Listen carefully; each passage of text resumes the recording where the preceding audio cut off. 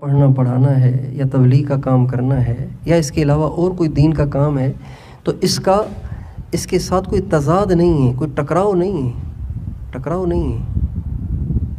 نہیں ہے، بلکہ یہ سب ہو سکتا ہے، سب ساتھ ہو سکتا ہے، اور ہمارے اکابر نے ساتھ کیا ہے۔ حضرت مولانا الیاس صاحب رحمۃ اللہ علیہ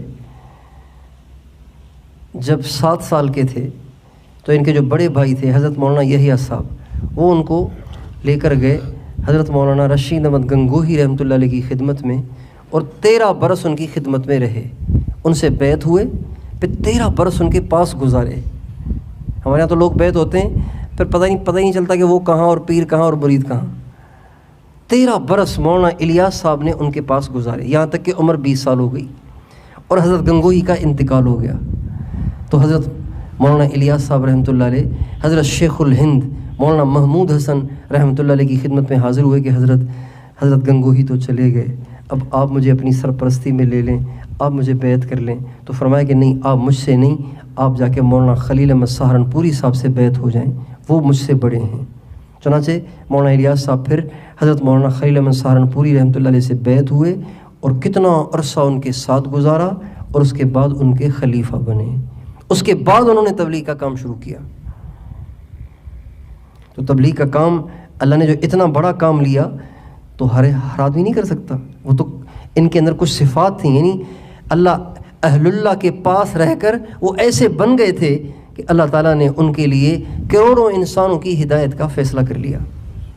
ان کے بیٹے مولانا یوسف صاحب وہ مولانا الیاس صاحب سے بیعت ہوئے، ان کے بعد حضرت جی مولانا انعام صاحب وہ مولانا الیاس صاحب سے بیعت ہوئے، اور حضرت شیخ الحدیث مولانا محمد زکریا صاحب رحمۃ اللہ علیہ وہ بھی جنہوں نے فضائل اعمال فضائل صدقات لکھی ہے، وہ بھی بیعت ہوئے حضرت مولانا خلیل احمد سہارنپوری رحمۃ اللہ علیہ سے، اور ان کے خلیفہ ہوئے۔ ہمارے بزرگوں میں سے حضرت مفتی زین العابدین صاحب، پرانے ساتھی جانتے ہوں گے ان کو، مفتی زین العابدین صاحب وہ بیعت ہوئے اور خلیفہ ہوئے حضرت شیخ الحدیث مولانا زکریا صاحب کے۔ مولانا محمد احمد صاحب باولپوری ابھی قریب میں ان کا انتقال ہوا، وہ بیعت بھی ہوئے خلیفہ بھی ہوئے حضرت شیخ الحدیث مولانا محمد زکریا صاحب کے۔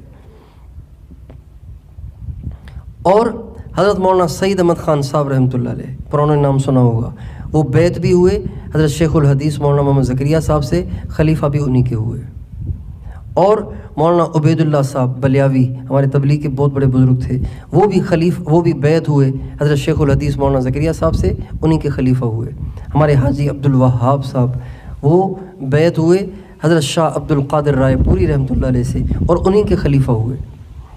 اور ہمارے حضرت مولانا نذر الرحمان صاحب جو موجودہ امیر ہیں، وہ بیعت ہوئے حضرت خواجہ خان محمد صاحب کندیاں شریف میاں والی والوں سے، اور انہی کے خلیفہ ہوئے۔ حضرت مولانا احسان الحق صاحب وہ بیعت ہوئے حضرت شیخ الحدیث مولانا محمد زکریا صاحب سے، اور انہی کے خلیفہ ہوئے۔ ہمارے اکابر میں سے ایک بھی ایسے نہیں ہیں جنہوں نے اللہ تعالیٰ سے تعلق بنانے کے لیے اور اپنے دل کی اصلاح کے لیے بیعت نہ کی ہو، ذکر نہ لیا ہو، اور پھر ذکر کی پابندی نہ کی ہو۔ حضرت مولانا انعام الحسن صاحب رحمۃ اللہ علیہ جو پوری دنیا کے تیسرے امیر تھے، روزانہ 40,000 مرتبہ اللہ اللہ اللہ کا ذکر کرتے تھے۔ کتنی دفعہ؟ بلا ناغہ 40,000 مرتبہ ذکر کرتے تھے۔ اب ہم آج جو تبلیغ کا کام کرنے والے ہم لوگ ہیں، تو اب ہم تبلیغ بھی کرتے رہتے ہیں، غیبت بھی کرتے رہتے ہیں، تبصرے بھی کرتے رہتے ہیں، تنقید کرتے رہتے ہیں، پتہ نہیں کیا کچھ کرتے رہتے ہیں۔ کیوں؟ اس لیے کہ دل میں وہ اللہ کا خوف اور وہ اللہ سے محبت جو ہمیں حرام سے کاٹ کے رکھ دے وہ نہیں ہے،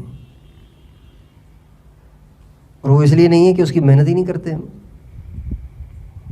اس کی محنت تو تنہائی میں بیٹھ کے اللہ کا نام لینا ہے۔ ہمارے حاجی صاحب روزانہ جب صحت مند تھے خوب بھاگتے دوڑتے تھے، روزانہ 6 گھنٹے اللہ کا ذکر کرتے تھے۔